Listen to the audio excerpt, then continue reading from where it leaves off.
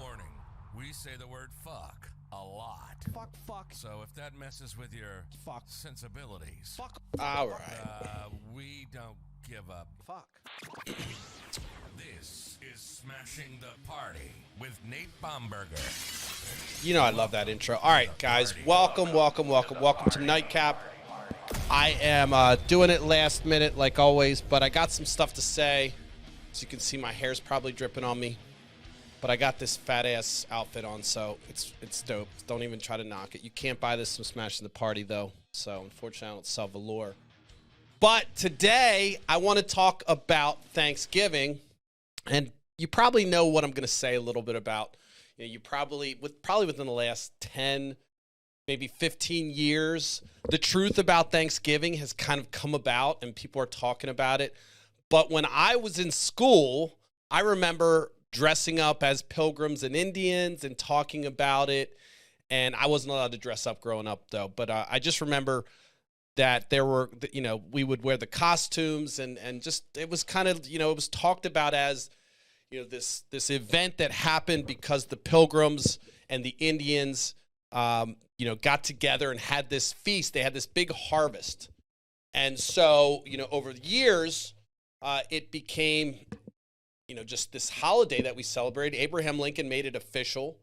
And so today I'm going to try my best to talk about what I learned about it and kind of why I'm going to tie it into this whole critical race theory that's, people are getting wrong.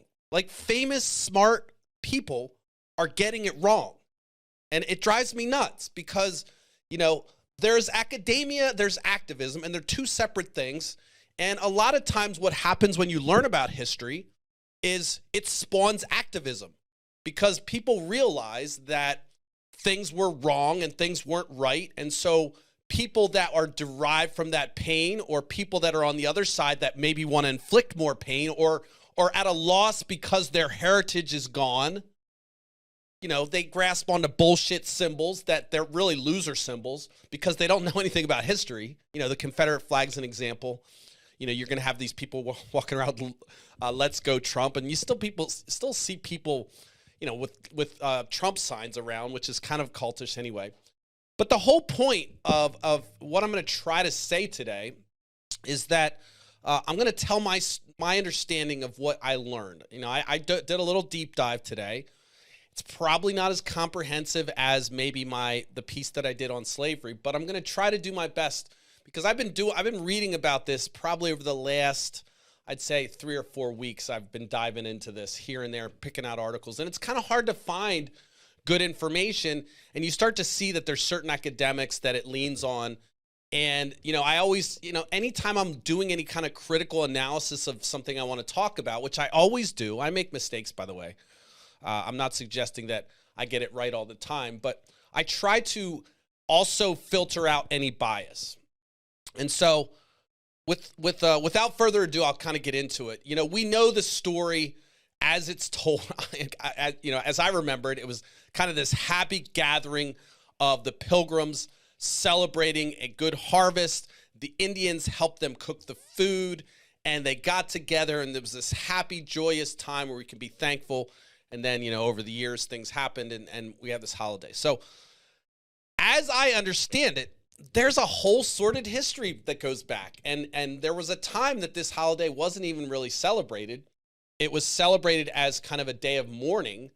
And then it started to become this over time, it became this what we have today, along with the help of Abraham Lincoln. So let's just go back. I talk about the, colonials and colonialism. And sometimes, I haven't really touched on imperialism and kind of that whole mindset that was going on, but we know about it. We learn about it in history. We learn about it in school, and we talk about, how. Hopefully, you guys can hear me. By the way, if you guys can't hear me, let me know. We talk about how, in school we're taught about the New World and how Christopher Columbus came and discovered. We learn a little bit about Amerigo Vespucci. If I'm saying that right, pardon my Italian. But we learn these names, and they have become symbols. I mean, we're named after Amerigo Vespucci, And we have tons of areas that are named after Columbus. Our capital is named after Columbus. Washington, D.C., the District of Columbia. The country is named after him. British Columbia is named after him. You know, we've got towns named after him locally. So these are important figures that I think were kind of the precursor to what became what indigenous folks, I apologize, indigenous folks, Native Americans, people that were here. I don't even like saying Native Americans because that was kind of, again, I'm not going to go all purist on you, but you know, the name came from the you know, Amerigo Vespucci, who was a white dude who came over here, and we really learned a lot from him from his letters, and then a cartographer, which is a map maker, really liked some of the things that he read about what he was writing, and he decided to call it America. So that was how we got our name, by the way, is this cartographer said, you know what, I like this guy's writings and everything else, and so he ended up you know, putting it on a map, and then that map got circulated, and so then it was called America. But let's get into Christopher Columbus. Christopher Columbus was a fucked up dude, man. I mean, I wonder when I learned about this stuff, like who changes that, you know, who decides, you know, we got to fucking pretty this guy up, because even the folks, when he was governor of one of the colonies, they ousted him because he was so brutal.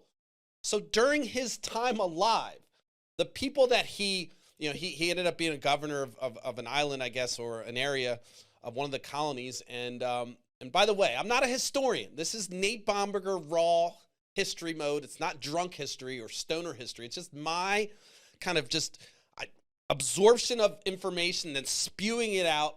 And I try to see the highlights. I also try to see the details that were missed, as well as, like, I love the story of history. I like how if you start learning about history, you can start to see and understand how things evolve. And it's so important. Like, it's kind of like this thing where people, we memorize dates and numbers and times and who, you know, how many kings and whatever. That's all bullshit. I mean, I hate to quote Adolf Hitler, for Christ's sake. This is going to come back and bite me, I'm sure. But even that motherfucking disaster made a statement that was very similar to that kind of mentality, which is like, all the dates and bullshit really doesn't matter. Not going to quote him directly, but I read that quote and I was kind of like, damn, that's kind of, wow, Hitler was, yeah. By the way, fucking calm down, because he got Time Man of the Year while he was doing that show, while he was kind of climbing the ladder. So, you know, don't put me in there. I'm not a fucking idol like Donald Trump. I don't have his book by my bed.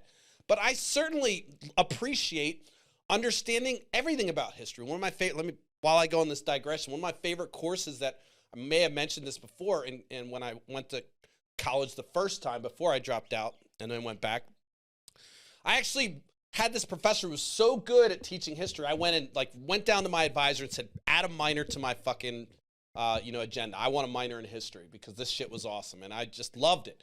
And it was 1789, I think, to 1930 or something like that. So, you know, it kind of talked about the lead up, and this history teacher was so good at telling the story. And he told it, he told it from a perspective I thought was fantastic. And we didn't even get into Nazi Germany, but you started to understand how these things happened before you even started studying that part of history. So anyway, let me get into why I think this is an important story, and I'm going to tell you what I learned. So after Christopher Columbus comes here, he's a brutal guy. He goes around trying, he had started traveling pretty early on in his years.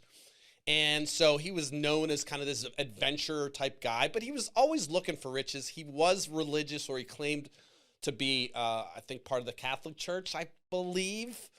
And so he was, he wanted to do these things to not only enrich himself and find new spice trades, but he also wanted to, spread the Catholicism, which was, a very a thing that happened back then. And it was kind of weird to me. It's like there was this conversion, like this do or die. They didn't, it was like the pistol to the head, like, motherfucker, you need to be Christian, you need to be Catholic. And sorry, I'll get that Chevron off. Gets kind of annoying, doesn't it? You need to be a Christian, and that was like kind of a mentality, not only Christopher Columbus, but that was one of his pitches to, I guess it was Spain or whatever. He married, I think, a Portuguese person. He had a mistress from Castilla, I guess. And so he was kind of this crazy dude that was adventurous. And so he went around and solicited. By the way, I'm starting with Christopher Columbus because it's important to set the context of what really happened on Thanksgiving. So Christopher Columbus does this thing. He gets money eventually. Then, he comes over. He ends up coming here, and he lands on an island. And he fucking wipes out the people of the island, essentially. He gets a couple folks back. He essentially enslaves some indigenous folks, puts them on a ship, takes them back, and then he's like, hey, look, see, I got these brown folks. There's tons of resources over there. It's beautiful. I want more investment.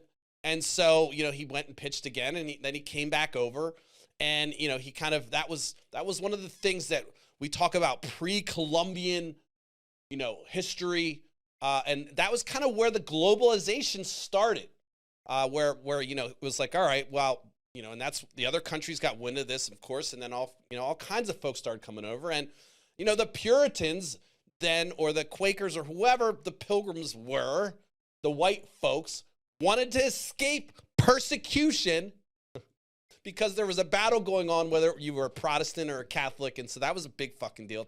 Again, fucking weird shit, man. Weird shit. We're like, oh, you get baptized before. You get baptized.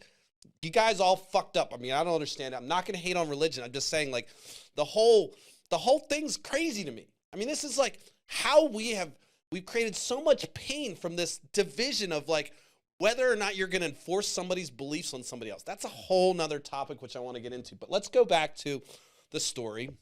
And so Christopher Columbus gathers the resources, and he's able to get people to come back. And so he comes back. He ends up wiping out all the people on this island.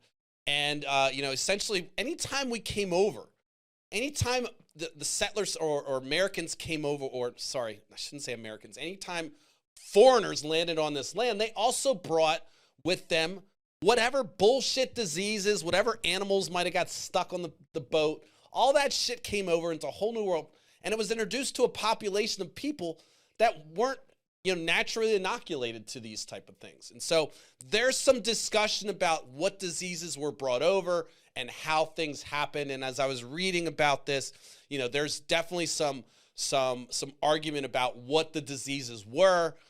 But nonetheless, so he kind of started this whole globalization thing. And so, and by the way, he did it, with brutal force, again, under the name of Christianity, which his version was Catholicism, and, obviously to enrich himself. And I guess this is where these motherfucking capitalists got their shit, man. They're like, by the way, I happen to be a capitalist, but I'm going to talk it's going to be used as a pejorative right now, because I feel like this mentality came out of this globalization effort, which was it was a two-pronged. I gathered that it was two prongs. It was like, all right, we need more stuff, and we need to spread the good word. And anyone that doesn't believe what I believe is fucked up, and they need to be converted at all cost, or death. I mean, so you're either going to convert or you're going to die. That was, for the most part, I mean, we got the whole Crusades that happened, all kinds of crazy shit, right? Well, that whole mentality also came over with some of the folks, even the folks, by the way, that were escaping religious persecution. So they came over here, and when they came over here, before I get into that, so we know the story where they came over and they, the Nina, the Pinta, the Santa Maria, I guess it was, or was that Columbus? The Mayflower. They came over in the Mayflower. The Nina, the Pinta, the Santa Maria that was Christopher Columbus's boats. The Mayflower is the boat that we're taught about, and they come over. Well, half of the people died on the way over. Okay, so they came over dwindling already, and when they landed, they were greeted apparently by English-speaking Native Americans, native or indigenous folks, okay? So, and I found that fact interesting, so I had to kind of dive into that and figure out, all right, well, that's interesting. Well, how did they learn English? Well, there had been other folks coming over here before that, and I couldn't quite gather where it was, like, how or when it happened, but there were people that spoke English to these folks that landed, okay? So what had happened, though, before is the other folks that had come over, dwindling over periodically, had brought disease and wiped people out. You know who Pocahontas is, right? Pocahontas, we have this glorified, beautiful person.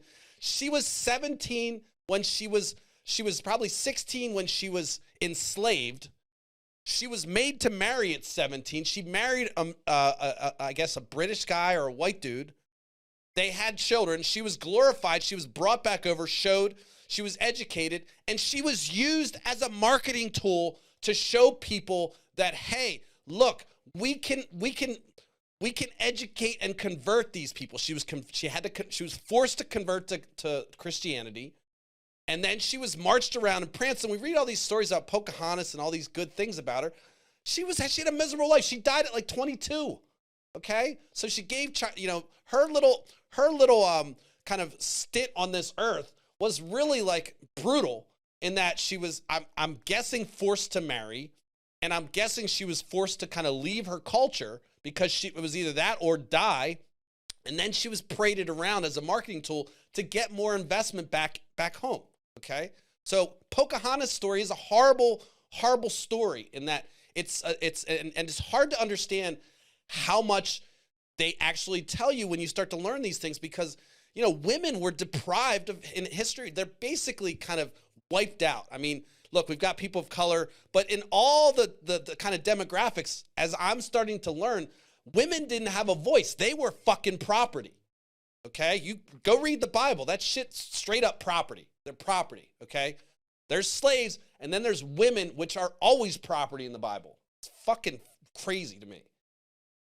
And again, I don't fucking get it. But so when you start to look at history, you're like, all right, well, how much of this is kind of marketing, and how much is lost? How many women don't even have stories because men just kind of wiped it out? That's another thing that bothers me as I learn more and more about this shit. And so the Pocahontas stories, as people dug around and started learning about it, she was a marketing tool. She was paraded around, converted, and they show her. I think there's a movie. What is it? Treasure Hunt or whatever, with Robin Williams, or he's in the museum or whatever with the funny guy from What's It About Mary? That dude, Ben Stiller. So that movie, like, Pocahontas is pretty, whatever, and maybe she was, and I don't know, but apparently she was, they did march her around and put her in, like, they said fete. I don't know what that word means, but it sounded like a word that meant, like, she was kind of, like, propped up and kind of beautified, like they Instagrammed her, and then they marched around and said, look, see what we did to the natives. See what we did. We got them. I mean, they're pretty, and, there's all kinds of wealth to be coming to that you can come invest in. So that was kind of one of the first ways that she was associated with the Jamestown, I think, colony, where that Jamestown colony, you probably heard of it. Well, they went back and said, hey, look what we did to Pocahontas. Let's get more money. And so that helped to bring investment over. Well, what you don't know is there's also this dude named Squanto, he was I can't say the word. It starts with a P. Wampanoag is the Indian tribe that he ended up joining. Because what happened to him, and there's an association, they met each other at some point, Squanto and Pocahontas, all right? And so Squanto, again, was enslaved, and he was taken over. He was taken from his tribe and taken over to Europe, again, marched around. There were actually monks over there that were buying these folks since they were sold into slavery when they went over there, and then they were re-educating them, and then they were actually kind of putting them back into the world, and these people then were also used as marketing tools to show, hey, look, these savages, these brown people, again, still a fucking threat of white supremacy in this history. These people can be trained. And so guess what? Squanto was like, yeah, he came back, he was educated, and he came back, and lo and behold, when he went back to his homeland, his fucking tribe was wiped out. They were wiped out from illness, from sickness. And it was or massacres. And I started to dive into the wars, but there's so many massacres to go through. And so I'm like, look, I'm going to mix stuff up. I'm going to say things that are wrong. But it was either massacred, they were either killed, or they died from disease and they didn't have, they didn't have the natural inoculation to some of these diseases. And so he came back. Squanto, this other guy, gets taken over, just like Pocahontas, gets taken over, gets re-educated, gets sold to some monks. They end up getting him all fixed up and, Christianized or whatever. I'm not sure if he converted or not, but he ended up saying he wanted to come home, and he came back and he was dismayed because his whole shit was fucked up. They were all dead. Like his whole, not like villages, like his people.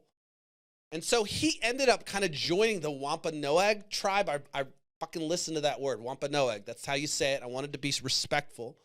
The Wampanoag tribe is the tribe that kind of was the first tribe to that I believe attended that first Thanksgiving. And when you talk about the first Thanksgiving, what was happening is these Native Americans had their own political systems. They had their own tribal warfare that was going on. They were battling for lands and so forth internally. They had their own kind of, if there's more than 3 people, there's politics involved. So there was politics internally that they had to deal with, along with the fact that there was sickness and illness. And by the way, when you start to understand, what's happening, you can start to see why the same shit happens to us. Well, here's the same thing I'm talking about. So the Pilgrims come over. Squantos is there. He's part of the Wampanoag tribe at this point, as I understand it. Again, I'm not a historian, so the facts, this is just what I'm spitting out. And I think, even if I'm off by a couple things, the whole story still stands out as being just mind-blowing. So he ends up, joining the Wampanoag tribe because his tribe's done. And he then is I think he's one of the folks that greeted those folks. He greeted the folks in English, I believe. And it was actually fear, okay? They were fucking scared because what they had just seen, Squantos knew his whole base of people were wiped out. And he's now with the Wampanoags. Well, the Wampanoag people were like, you know what? Fuck, man, here we go again. And they also had there were also internal battles. And Indian history is amazing, or Native American history is amazing to me, because there's, we talk about, you hear them referenced in history, savages, and all these people talking about savages. They were fucking people with complexities and political systems and everything else. Okay, just because they lived on the land, they respected it. Breaks my heart, man. Ugh. Breaks my heart. They respected the land, they took care of it, and they were called savages because maybe they didn't do the things, they didn't have this, hierarchy, and they hadn't had this brown supremacy fucking thread going through their system like the folks that came over here. Okay? And this is a consistent theme. Look, my parents that I was adopted by and blessed, they're white. So if you're new to this channel and you think I'm speaking against white people, well, I am in historical context. And I will in a modern context when I see white supremacy, but I don't hate white people, so fuck that shit. So anyway, so Squantos, is sitting there on the, and I'm gonna add some of my own flavor to this, just like I'm gonna take some poetic license here, but I'm just gonna paint the picture for you, and you can verify what's true and what's not. But I promise you this: I'm doing my best to tell you exactly what I learned. And I'm not fabricating the larger points, but I'm going to put it in this story. I'm just going to kind of paint the picture of him standing there and seeing these folks get off the boat, realizing that, the last time these motherfuckers came over, he was ripped out of his, bedroom and, taken away and came back to nothing. And so he knows, he fears them. And so he kind of relays this back to the Wampanoag tribe. And he's like, dude, this is crazy. Well, they're fucking scared too. It was fear. It was fear. The reason why the Indians, the Native American indigenous people, God damn it, the reason the indigenous folks went and reached out to the Pilgrims was not because they wanted to help them. They did help them. They did bring food, because prior to that, as I said, the Pilgrims came over here and they were escaping some religious persecution, and then half the folks died. They didn't know how to fucking do anything with the land. And so there is some truth to the fact that Indians helped them to do that, some one-offs, but it was out of fear, okay? It wasn't this, hey, yeah, what's unity? We're so glad the fucking white man came to save us. It wasn't any of that shit. And the indigenous folks know that. And that's the real history right there. But before I get too emotional when I think about it, God, why the fuck do you guys lie all the time? Jesus. It just pisses me off. I get emotional because it's like it's like structural lies that take away, try to paint this rosy picture, and then we're taught little kids about this happy bullshit. And meanwhile, I just can't imagine being an American Indian just kind of watching that shit happen. No drugs or alcohol, so don't give this. I'm just a little emotional today because, you start to realize that when you have a whole organizational effort that's like called CRT, it's another effort to try to erase and take away any responsibility for things that happen. And I think I'm going to walk through that. I'll keep going with my story. So Squantos and the Wampanoags, they are scared. They try to reach out to, apparently one historian talked about how there was an effort to reach out to other tribes and say, look, these motherfuckers are fucked up, okay? We need to get together. We need to stop our political strife. And guess what happened? Some people are like, fuck that. Some tribes are like, nope, we're not doing anything. Fuck you. And other tribes are like, yeah, we're scared, but fuck you too. And then even within the Wampanoag tribe, there were people that were like, no, don't go talk to them. Let's fucking run. I think it's a stupid idea to go talk to them. Don't even go over there. Leave them alone. But they wanted to do it because they felt that they could, again, try to form some kind of treaty because they had already been gone through massacres, by the way. And they knew that they were, that these people were dangerous. The white devils, I don't know. I mean, I saw one reference to that, but they were just not looked upon as friendly. It was not a friendly fucking welcome to this land at all. And every time I hear that, it's like, oh yeah, they greeted him they didn't fucking greet you. They might have been like, hi, like fearful, okay? Because they had seen it. And again, this Squantos guy had seen his whole tribe be wiped out. It was wiped out. And so then they, after the Pilgrims ended up losing half their folks, they were fucked. Indians could see they're fucked.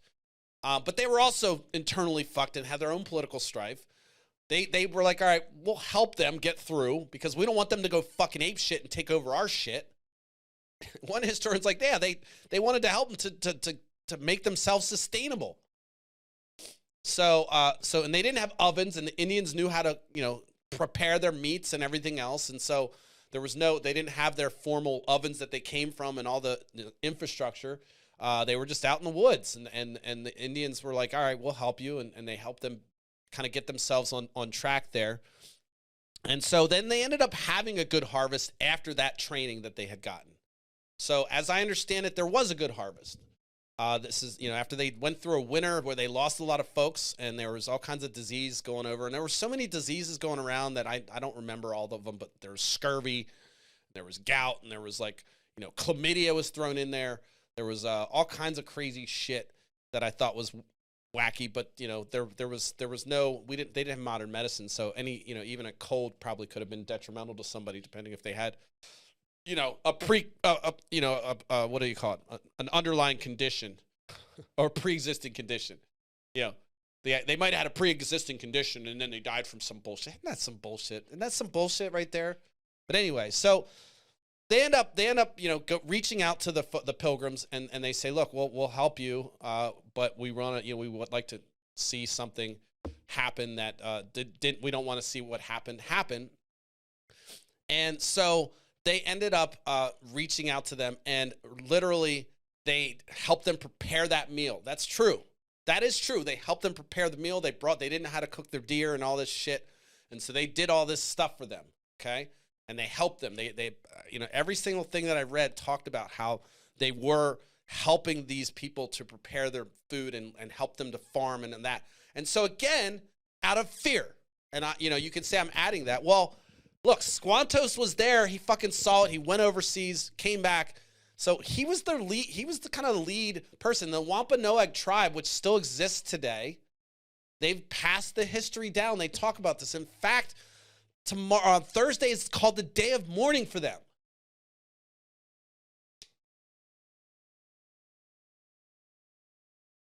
It's called the Day of Mourning, motherfuckers. So you can be thankful for your shit, but like it's the day of mourning for some folks.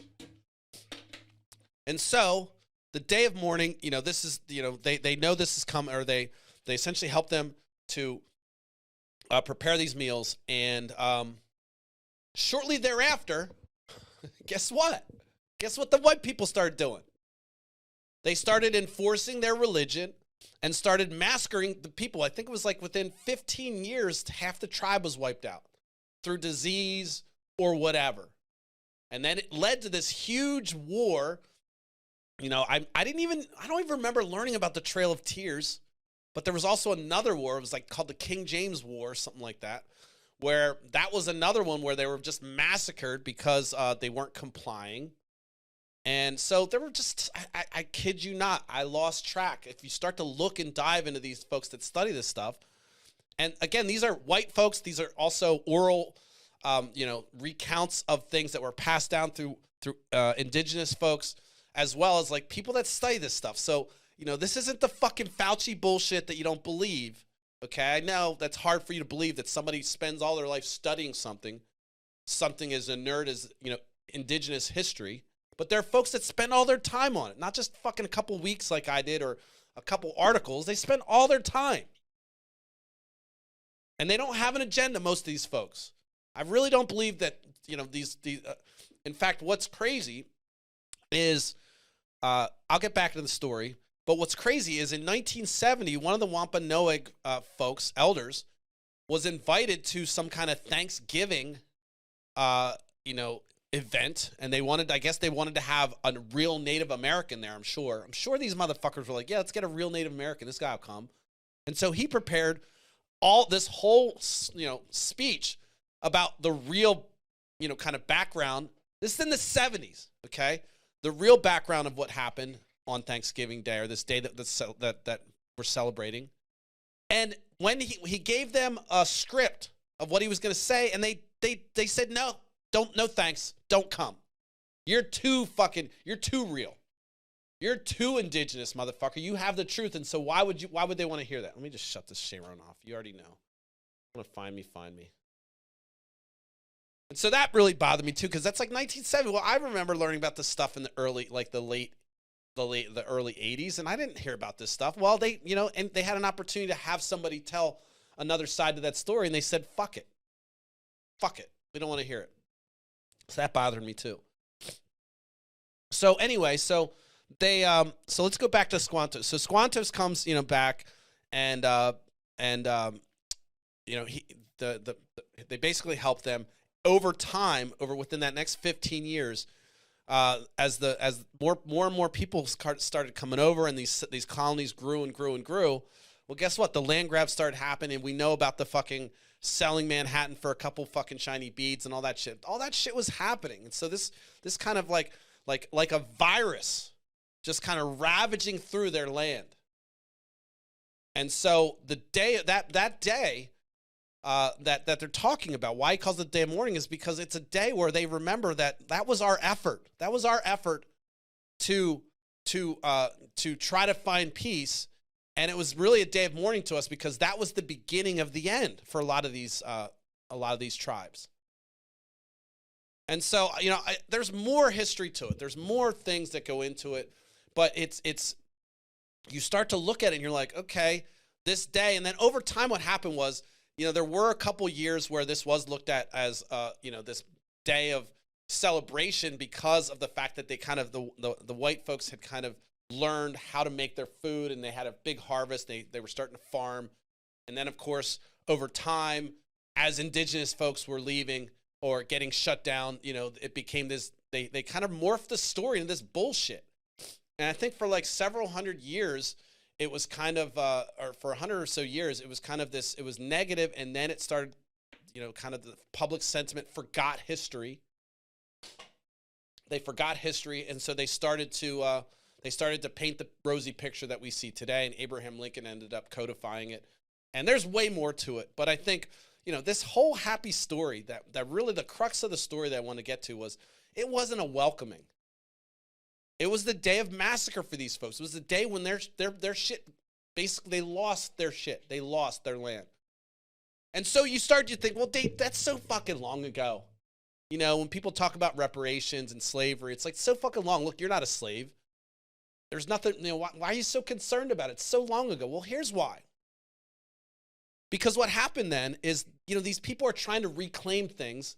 And they did have, by the way, they did have property lines. And that's why I said, like, people talk about, and I've even said this, people talk about indigenous folks like they didn't have property lines. They did. There were tribal lands and everything else. And they had different political systems. So to suggest that they didn't have any property lines is another kind of, shot over the bow to suggest that they're savages, really. And that's another kind of trope that was repeated, and I've repeated it before. But it's bullshit. They had their political system. They had a system. They were fine. They survived.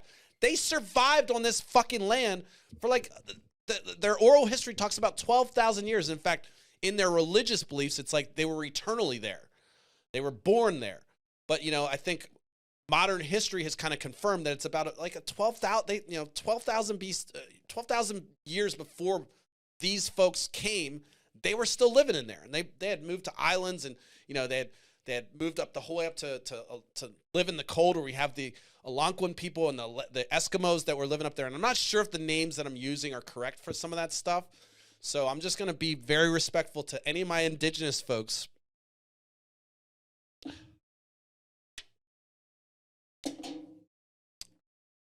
I want to be respectful to their culture. I get emotional when I think about this stuff, man. I don't know what it is, but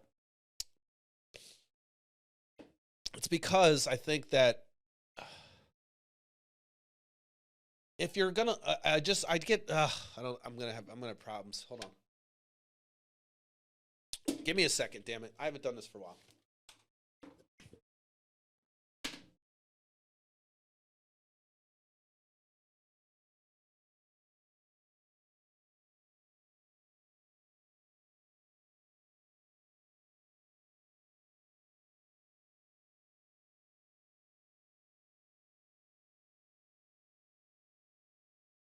All right, I'm back.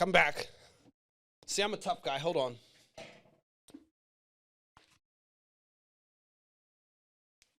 I get emotional. I'll tell you why I get emotional before I continue, is because I think about the fact that the systems that lie and what the motive is. And these are professed Christians that are doing this stuff. And I'm like, what the fuck happened? Like, where did you guys find this shit? Well, I know where you found it. I mean, the Old Testament talks about raping and pillaging and murder and shit. So I get it. But it's just bizarre to me. It's bizarre that, you know, that there's such an effort to erase this stuff. And it's painful to me. I'm not even indigenous, but it's painful to me to think, like, what kind of person doesn't want to know the truth? What kind of person wants to rosy color shit up? What does that do for you? Like, what's your motive? And it's sinister when you start to think about it. It's very sinister. It's methodical. It's bullshit.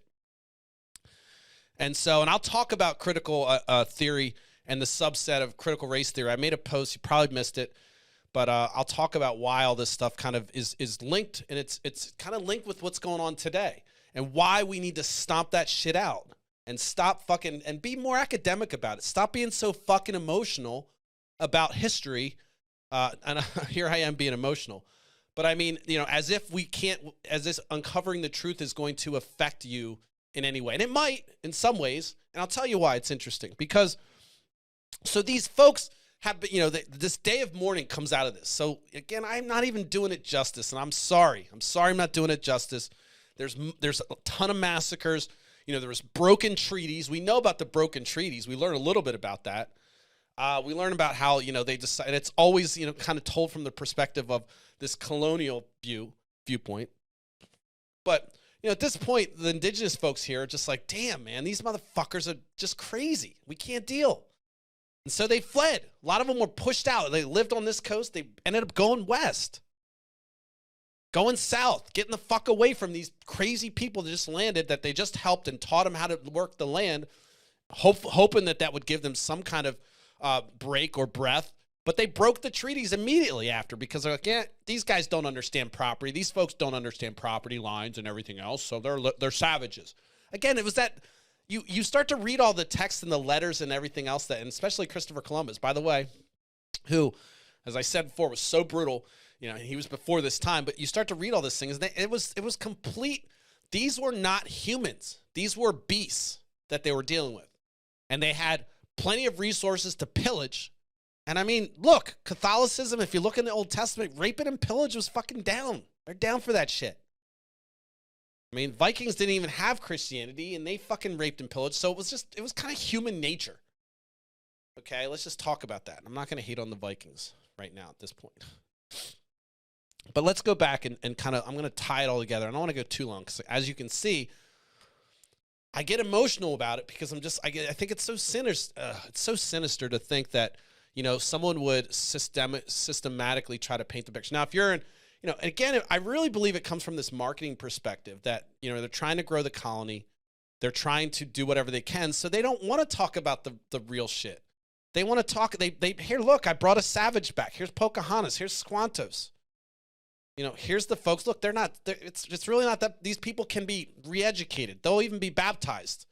You know, we'll hold a musket to their head, but they'll be baptized. And so now you don't have to be scared of them anymore. You know, like you are scared of, motherfuckers are scared of brown people, dude. I don't know what the fuck it is, but I watched the news for a week and I'm scared of brown people too.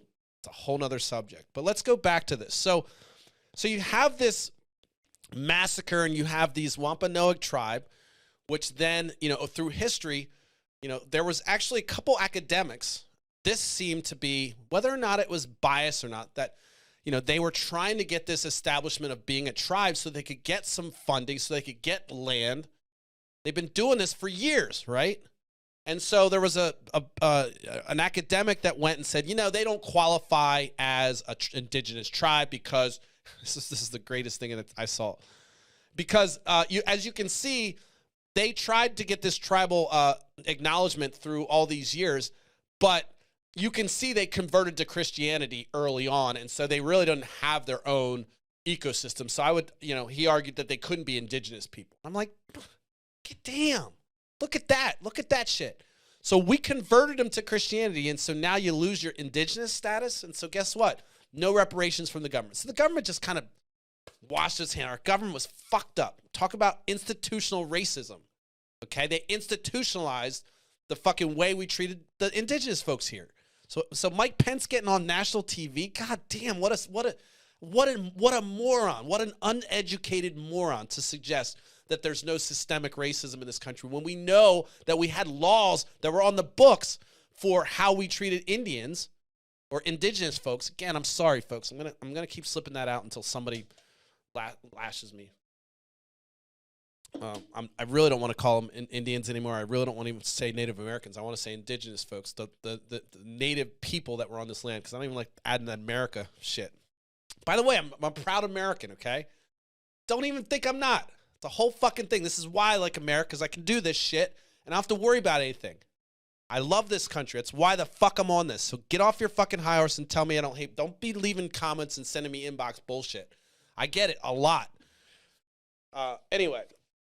So the Wampanoag tribe, you know, fights, you know, knows this is a bad day for them. And so over the years, they're trying to get their status, and all kinds of tribes are trying to get their status and establish the fact that they have indigenous roots. And of course, sometimes there were times where they were, I wouldn't say interbred. I would say like they were, you know, kind of looked at as sex slaves or whatever, and so their line might have had some white folks in it, and that was another reason why sometimes they couldn't get status.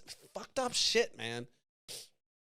And so these folks are trying, and so in 2008, Barack Obama, I'm not saying he was a saint, but he heard their plight, and I'm not saying he did this as a savior, but they lobbied the shit out of Congress, and I think they've been lobbying since, probably since the 1970s. We thought that's the only way they were going to do it. Probably longer than that. I mean, it looks like they were doing it in the 1800s or in the 19th century as well, because that academic then pointed out these times that they went in front of some kind of tribunal or whatever, and they basically were denied status. And this is just, the Wampanoag tribe is considered a kind of like an aggregate of a bunch of tribes, as I understand it. And so, again, I don't want to disrespect anyone's indigenous history, but this is kind of what I learned, and hopefully I'm just My hope is that I'm kind of erasing that bullshit story that you have in your mind about how this was a happy fucking day. You can enjoy it with your family this year, okay? Fine, enjoy it. I'm just suggesting not everyone's going to be, it's not a happy time historically for a lot of people. And you can have a good time, and I'm not telling you that you can't be thankful. Somebody was like, why can't you just be thankful? I was going to talk about why can't you just be thankful? I'm thankful. But I'm also going to represent and talk about the things that I learn, and I'm going to put it out there because I think it's important for us to understand the truth. And so they ended up lobbying the government, and this is why it's important. I'll tie this together. They ended up lobbying the government. Obama ends up giving them land, like 1% of the land that they would have had, okay? So you want to talk about generational theft. They had to fight for ages to get like a little sliver of that was theirs back, okay? And I think it was somewhere in Connecticut, which was expensive. So these people are already struggling. They're struggling. Connecticut's expensive, and there's all these stories about how they have these schools, but they're still living in poverty. But that's generational wealth. Like, what if they had that 99%? What if this whole country was indigenous folks? You probably wouldn't be living here, would you? Be scared or what? I mean, what the fuck? What the fuck? Because they basically got wiped out, and then when they're in their effort to get back, Barack Obama signed some legislation, as I understand it, to re-gift some land back to him. Of course, that's going to piss some people off. There was another family out in California that recently got $75 million of beachfront property that was stolen from them years ago. We're talking about generational theft here. And so we can bring that right back into the African American and then the slavery and the impact that had on, and why reparations really doesn't sound like a fucking crazy thing to do. Not going to go there today. We're not going to talk about reparations. We're going to talk about the indigenous folks because they suffered a plight that was, worse in many regards, worse than the African Americans. Of course, African American slavery was brutal, more brutal than you know. But the English folks and the settlers here, realized that the economic benefit they have, so they bred black people. So black people were being populated as beasts again, but they were being populated. Indigenous folks were being enslaved, but mostly wiped out. That's one of the things I'm learning. I'm not saying African Americans had it better. I'm not saying indigenous people had it worse. I'm just saying this is the fucking truth that I'm learning. And you can take issue with it in my comments, or leave me in, if I'm totally out in left field here. You can challenge me on these things, but I'm not going to put this out here without doing some reading and understanding. And maybe I'm not disseminating the information properly, but it's there. And I promise you that I think that the context of what I'm saying is important. And so, they had this happen. They're given a little sliver of their land back. Of course, it's on brand for Trump to renege on that. And so they're in court right now. I posted a couple links where, they want to build some casinos there. And of course, when you talk about casinos, Donald Trump gets a hard on because he, look what he did to Atlantic City. Fucking asshole. He's the casino guy. He knows everything about casinos. You can't, probably the only guy that can lose money on a fucking casino. The fucking house always wins, except when you're Donald Trump. That's a whole nother thing. I'm not going to do him any justice by doing, but his administration kind of went back on that. And so they had to kind of re-legislate, and Congress had to dick around. I think Congress is still dicking around with it. But here they are in limbo. Okay, they're in limbo, and it's generational. And so why is it important to tell you that story? Well, because today the folks are still fighting for their shit. And if you erase that and say, like we've been doing, hey, Thanksgiving was a happy day where everyone was hunky-dory, they really look silly when they go to Congress and say, the next generation folks are taught the same bullshit that I was taught. And then they get in front of, at that point, I'm a congressperson, or you're a congressperson, or your kid's a congressperson. And they're saying, what do you mean? What is this? What are you talking about? This is Thanksgiving. Day of mourning. You want land back? Come on, man. Come on, you guys, come on. It gets harder and harder to kind of pay that back because history kind of glosses over it. One of the things I will continue to say is, we don't know what we don't know about women history. I know for a fact that you have these little excerpts here and you have the experts here, but like when you have a whole kind of the whole male patriarchy that's in control of writing the books, you can imagine what kind of history is written about women when they have no fucking pen to write. And so there's so much, it's so important that we get it fucking right. and we do analysis on this stuff. We talk about it. We have this stuff left to colleges and people that study it so that we can understand the sins of our forefathers, the good things they've done, and the bad. It's that important. I'm going to move on and tie this into the topic that we're in today, which is this critical race theory, which, again, Bill Maher said some dumb shit. He always says some dumb shit. By the way, he's not, I don't know what he is, but he's certainly moronic, and some of the things he says, he just kind of spouts it. I'm sure that you think I do the same thing, but I promise you there's probably 15 filters before shit comes out of mouth compared to what he does. So he went on his show, and he's a large megaphone. He's on HBO. And he states that critical race theory and being taught, and he's all getting angry about it. And you have this, I just posted an article from a black reverend who said, I've been doing social justice for 30 years, and, critical race theory is divisive. Fuck you, dude. Fuck you. I don't give a fuck if you've been doing social bullshit for 30 years or cool shit for 30 years. What I'll tell you right now is you're not an academic. And so there's a big difference between activism and academics. And so there's this academic umbrella that goes into critical theory, which is talking about looking at and analyzing structure, social constructs, institution, and figure out whether or not there's some influence. In this case, where it's critical race theory, it's saying, all right, let's look at it critically, and let's look and see what social constructs exist today, what institutions exist today that were affected by race or race bias. That's academic. What spawns from the knowledge of that, once you learn that these things happen, of course, then activism is intrinsically linked to that. But they're not one and the same. They're two different things. You're not going to, it's not like you go to college and they're like, all right, guys, we're going to teach you how to be an activist. No, they say, here, learn some critical thinking. So this is why you fucks always say, like, oh, college. No, you're really taught to think for yourself. That's what it's supposed to be. Not indoctrinated. You're supposed to do some analysis. Make some connections. Try to figure this out. So that's what the umbrella is. This is critical theory.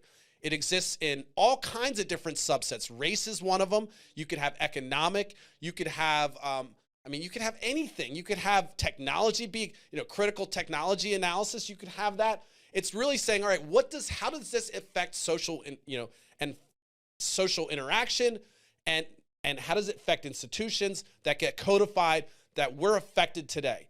And you can do that with anything. And then once you learn how that affects it and how these things are real, then you can start to see where the activism comes. So as soon as I start learning about the fact that all that bullshit I was taught about the indigenous folks and the pilgrims, of course, now I've become an activist because I'm like, no, fuck you. That's bullshit. Let's help these motherfuckers. Okay, that's what happens. And that's scary to some people.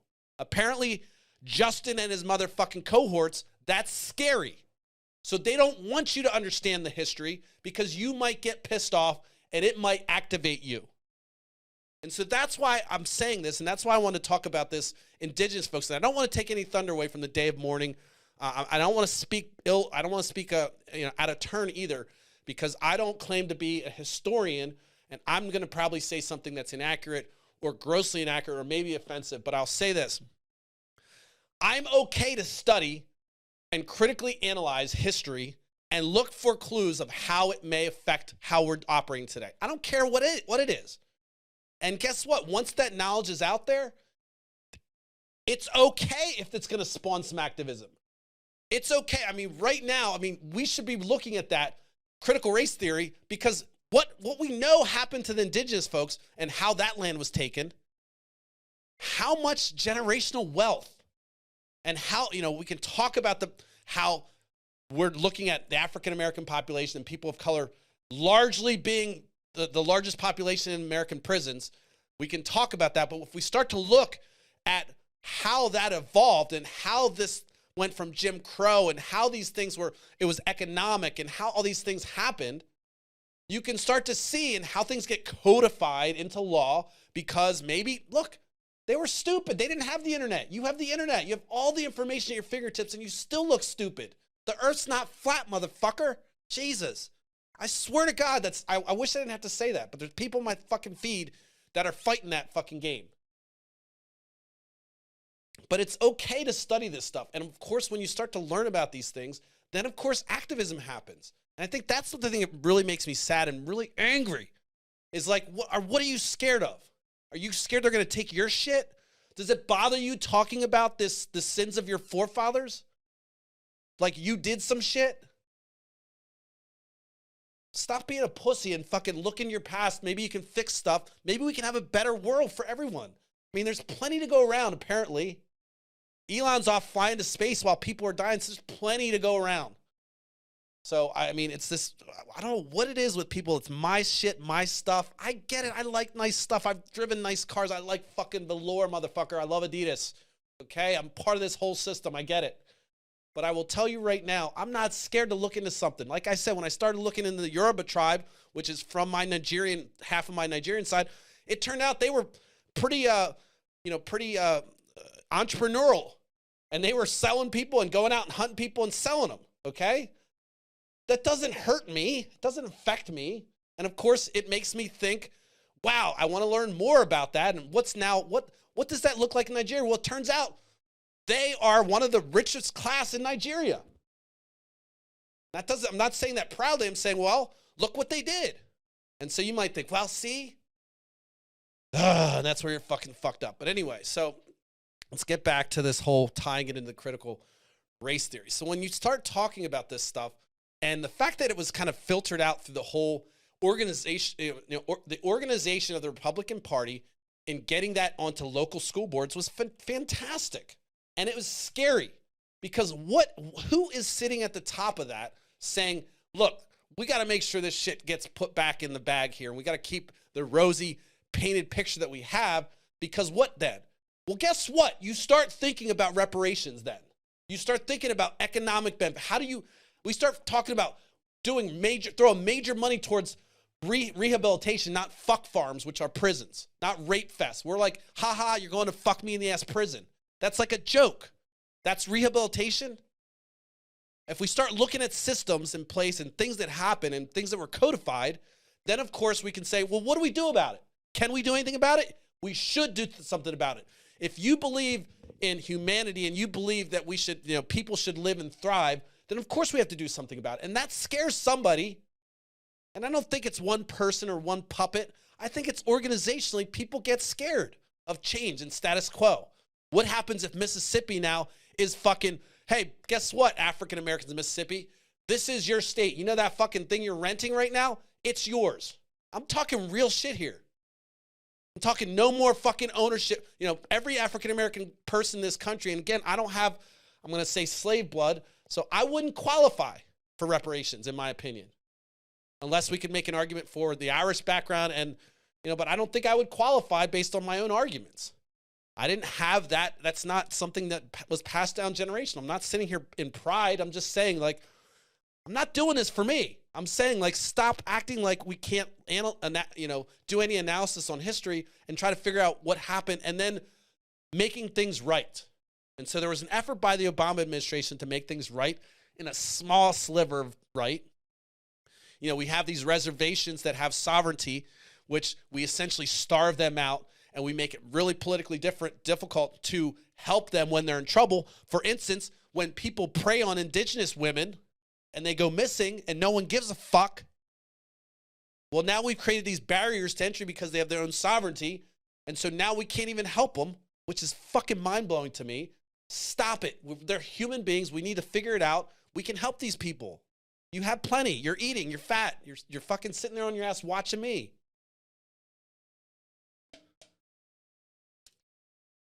So that's why when I see Justin at fucking, by the way, Beer Wall is the shit.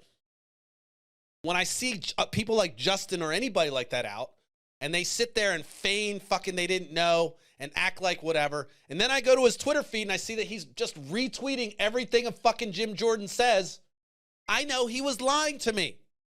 And I know he's part of that shit. And he doesn't give a fuck. And he doesn't know enough about history to understand what he's doing.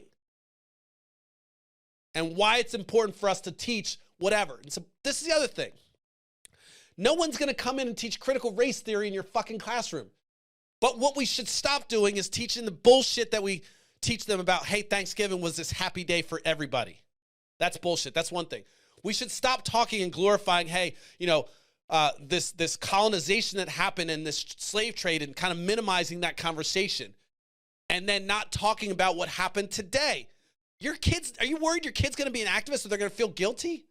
Your little fucking precious child is going to have a difficult time understanding how fucked up our forefathers were? Just give me a break. Like I said, when I watch National Geographic or one of these documentaries and I see a 2-year-old, 4-year-old kid farming, and I see a 2-year-old kid cooking for his 1-year-old brother, and you're worried about your little kid watching a PG movie, I'm like, get the fuck out of here, dude. Get the fuck out of here. There's 6-year-old soldiers that had to kill their dads. Your kid can handle it. Your kid can fucking handle it. Grow the fuck up.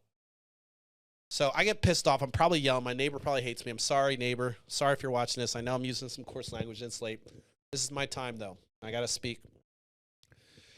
So let me just kind of wind it down and just kind of tell you, as I understand it, the Thanksgiving is a day you can celebrate. I'm not telling you not to. You don't have to listen to anything I'm saying. But I think it's important to understand that it's not rosy. And maybe if you are a Christian or you're Muslim or you're Jewish, you close your eyes and you say a prayer for those motherfuckers that don't get to celebrate in the way you do. And if you're an atheist, you can literally say a prayer to the spaghetti monster, or as I do, I believe in the Force. And I happen to believe both in the Sith and the Jedi. So I'm fucking with you. But whatever your thing is, do some thought about what happened, and maybe that'll change your perspective. Maybe it won't, but be thankful that you're not part of that population. Be thankful that you have privilege. I have privilege. We won the lottery. We won the birth lottery, and we're lucky to be born at this time. And so that's what I'm thankful for. I'm thankful I was born at this time. God damn. And I'm thankful that, I wasn't born naive enough to just believe everything that's told to me. And I'm thankful that I'm an asshole, and I'm an asshole enough that I'm just going to always kind of be pissed on everybody or pissing on anybody that's trying to piss on me. And I'm thankful that I have this platform. So, but let me just kind of tie it up. So, today I talked about the history, just a real nasty kind of wipe out the whole thing that it was a happy, hunky-dory time. It wasn't. Or a cornucopia maze and everything else. That happened. They taught them all that stuff. But again, slowly after that, it's a massacre. So for a lot of people, a lot of indigenous folks, a lot of fellow Americans, if you want to say that, even though they have their own, tribal land, sovereignty, a lot of people that live on this land, this isn't a happy time. And the history that you're taught is mostly bullshit. And you know why? There might have been an effort back in the day to remove all the grossness and all the craziness about indigenous folks. And so that's why we ended up fucking dressing up with and talking about teepees and dressing up with the headgear and pilgrims on Thanksgiving. Because guess what? Somebody already did the glossing over and shined it up for us so it could be fed to our children. And so that's what happened. So I don't know what it's going to look like when, the Justins of the world have banned all critical race theory, including up into late academics. Right now, you can get $500 a pop if you're in New Hampshire if you report your teacher for saying anything that you deem as part of critical race theory. I mean, that's a fucking job. So this is what happens. And guess what? You do this over time and over generation. A few generations down the road, they're going to be like, what? There was slavery? I thought they were just working their dead off. That's kind of how things work over time. I'm speaking that's certainly hyperbole, but I truly believe it's so damaging. It's such a gross negligence of what our humanity is, and it doesn't help anything having the Justins of the world out there that knowingly participate in something that erases the ability to talk about something in any capacity. And again, I have to really kind of break it down and say, you have to worry about your kids being taught critical race theory in fucking high school, most likely. But maybe they should hear the real pain and suffering and the economic exploitation that happened. That doesn't go along with capitalism, though. There was a post that somebody made on one of my Smashing the Party posts that was like, Animal Farm is a commie book, and that's why it's being banned, and they were supporting this. Like, what the fuck? Okay. This guy cannot be part of the solution. He is part of the problem. He obviously doesn't have the academic ability or capability to understand or be part of any kind of analysis. So guess what? Go do your thing, buddy. But, if you're banning books because you don't like what they say, that's the same bullshit. And so, again, the dangers of and why we have to kind of fight this bullshit, it's not because I think that there's teachers that are going to indoctrinate your kids. By the way, there was a post I made today. Like, if they're going to indoctrinate your kids, they're going to get them to do homework. They're going to get them to do their shit. They're not going to be badasses. They're going to do other things. They're not just going to say, hey, guys, I'm really going to my only reason for being a teacher is to make sure that your kid really hates white people or some dumb shit like that. I see this post constantly from people like, at what age should your kid be comfortable to talk about race? Motherfucker, when he opens the first, or she opens the first fucking, as soon as they're fucking ready, as soon as they understand the word. What are you scared of? For Christ's sake. Stop acting like your kids, you're going to protect them. It's going to do some shit for them. It's going to make it worse. If your kid is anything or has any kind of critical thinking, by you shielding them from the truth, it's going to make it worse. So, all right, neighbor, listen, I'm sorry. His wall's right there. I'm sure that, I think maybe that's one of his daughters. I apologize. I'm sure you're right there across the wall. I'm yelling and screaming. But, so, today I talked about the history, some of the things that I learned, some of the things that were, the Wampanoag tribe is this tribe that was part of that whole day of mourning, and they're trying to champion this effort to get recognition. They're still championing the effort to get their lands back. They're still championing their effort to have their history. They're still trying to teach their native language to their children. They have schools and everything. And so that's something that you should think about. When you're sitting there eating with your whole cornucopia of bullshit, just imagine the people, the sacrifices that made people that didn't have to look like you. The people that had their land robbed from them. Not savages, not Indians, indigenous folks that had everything taken from them. They're still fighting for it today. And then I see these motherfuckers talking about how they want to, codify it. Institutional racism in New Hampshire. They have institutionalized, codified it to say you get paid if you report it. And Mike Pence gets on TV and suggests it's not real. Get the fuck out of here, man. You just get out of my room. Seriously, you're not part of the conversation. I can't believe somebody like that I can't believe we've elevated somebody to that level with that amount of stupidity. All right. Look, I am happy to talk. I hope you learned something. I hope you understand that this isn't, I care deeply about the truth, and it just drives me nuts. It makes me sad when I see and I uncover things that are just lies, and you kind of grow up believing them, and it gives you this painted, rosy picture. Pocahontas was basically whored out. She was whored out to the New World to talk about beauty and to talk about what was possible, gave birth, and then died. 21, 22. Squantos, robbed from his land, came back. His whole tribe was wiped out. And then he came back and he warned the fucking Wampanoags about this shit. And of course, we have a day of celebration about it. So enjoy your Thanksgiving. I'll be back tomorrow. I don't know what I'm going to talk about tomorrow because I felt like today was coming straight from my heart. But I want you to know I appreciate you guys, and I do appreciate you guys giving me this opportunity. I know I'm a little rusty, and I know shit's kind of weird. I'm trying all this different stuff. I'm trying to make I'm trying to make my stream as professional as possible before I go to YouTube, before I go to these other platforms. As I said before, Facebook has been my testing grounds. And I've been testing for a long time, but I'm patient. And I told you I'm going to give this 5 years, and things are good for me now, and things are starting to kick. But there's not at the level where I need them to be yet. But you guys, I believe in it. And like I said, I kind of had an epiphany yesterday, even though I was failing all over the place. I had all those technical difficulties. I felt so good because I felt like, all right, man, I'm getting this. I feel it. I'm starting to see it. And the final product may be totally different than what you're looking at right now. And I hope it is. I hope it's better. But I love this. I love doing it. It's like my diary. I've always struggled to write consistently, and I've always struggled to do things consistently, but I usually kind of go really fast, and then I fail, and I go really fast, and so it gets me to the point where I'm good. This is the first time in my life I absolutely love being on this, and it's not because I like seeing myself. I told you, if you watched me before, I hate editing my videos. I hate hearing my voice. I'm okay with the voice now because I got over that, but trust me, if you start listening to yourself, start watching yourself on camera, it fucks with your head. That's why these people get plastic surgery, that get, all this dysmorphia. I'm telling you, I felt it. So I'm not doing that for vanity, and I promise you I'm going to do it for money. And, as I was thinking today, there's all this equipment that I need.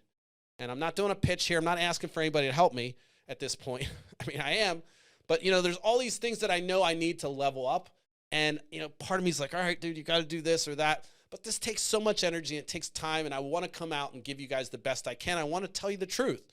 And I truly believe that the things that I'm telling you, they may not be important at this time, but they're things that I think are important, that if something happens to me, I want this to be the way you remember me. It sounds weird, but what else do I have? I don't have any children. So I want people to say, fucking that guy was fire. He spit fire. He spoke truth. He was fearless and not scared to talk smack to anybody, including Justins of the world. Dude, you fucking came armed with a little fucking pea gun.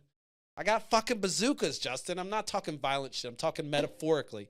But it was kind of pitiful watching, him squander and weave around bullshit. That just doesn't work with me. I'm one of those over talkers. If I start feeling you're bullshitting me, you don't have a chance. And so, I would hope that next time we have a discussion, whether it be over beers, I'm open to you buying, that you come armed with some knowledge. And the fact that you're subtweeting Jim Jordan doesn't give me much hope. I'm gonna be honest with you. And Jim Jordan's a fucking lightweight. Just like Mike Pence, they're lightweights. Just because they're held up on this pedestal, they're lightweights. Anyway, thank you again for giving me this opportunity. I love it. I just want to say,